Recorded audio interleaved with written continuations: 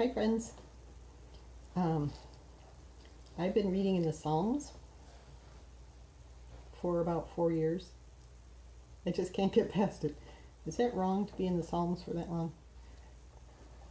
Um, King David writes the first part of the Psalms, and then in around 70 something, King David bows out and Asaph takes over. And I was reading in 77, Asaph was kind of bemoaning the situation that the Israelites are in and how terrible it was. Please, God, help us. And then he starts to recount what God has done in the past to encourage himself. And he remembers, which is a good idea for all of us to remember the things that God has done in the past when we're whining or when things are bad. But what I really liked was the last verse 20. You led your people like a flock by the hand of Moses and Aaron. And the mental picture of the shepherd and the sheep has been very helpful to me in the past week. But it's a visual, and I'm a very visual person. So I actually see the shepherd and the woolly sheep in my mind. And it really helps me to relax and refocus on God if I'm experiencing something challenging. So like every few minutes. For example, if I'm thinking of lack in myself, if I'm insecure or concerned about something in myself, I often wish that I had a higher IQ. And I'm talking to people and I feel that, I don't measure up to a lot of people's intelligence. And I envy people like Jill. Lovell. Hi, Jill. And I take that concern of mine and I put it in that picture of the shepherd and the sheep.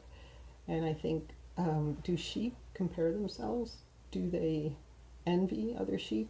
No, it doesn't really fit into the picture at all, and it's not really appropriate for me either. The shepherd will work with whatever the sheep has. The shepherd knows if the sheep has any lack in themselves or knows that they're different, knows what they need. So it's not appropriate. My circumstances are frightening.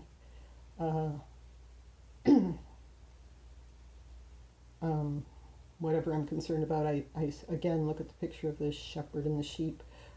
Is the sheep concerned about their circumstances around them? Maybe, but in that case, the shepherd knows so much more about the situation. They're taller, they can see the dangers around them, they have the wisdom of how to care for sheep and how to fight whatever the danger is.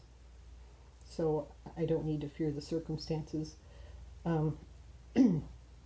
My personal failings, if I sinned again or think that this sin is going too far, I really messed up this time, or I've done that too many times, God's not going to forgive me again. And I look at that in the picture of the sheep and the shepherd, and the shepherd is invested in the sheep, financially, has perhaps bought them, paid for their food, maybe, or, whatever the cost is. It's a financial investment for a shepherd, but God is invested in us. He paid the price with his son for us. We're valuable, and he's not going to let the sheep just wander off. If one wanders off, he'll go and get it. We're never too far gone for him. He will come back. He'll bring us back. So another analogy of the shepherd. So I'm just seeing in anything I'm struggling with,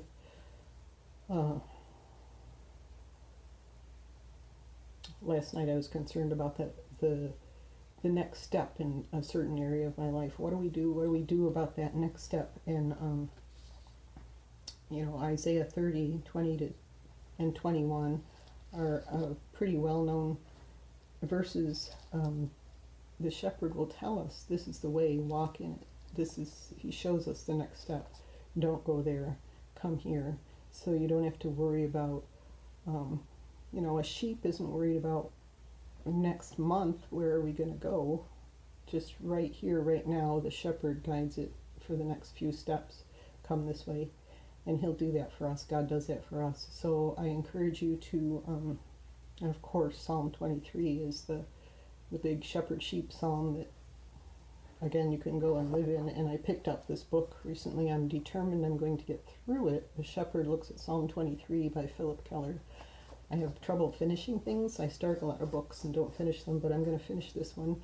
And I think I'm just going to live in this picture of the shepherd and the sheep for a while, because I think it's the way God wants us to live. It's helpful to me, and hopefully it'll be helpful to you. So Letartes are doing well. Obviously we're not lonely. There are 5 of us and occasional visitors. And aren't the birds amazing this year? We have so many. We have turkey.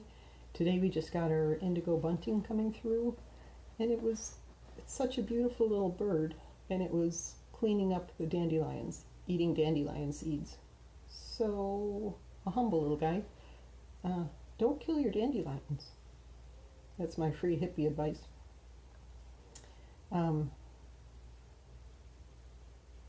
Yeah, I think that's all I have to say. I miss seeing you all you people. Take care. Love you.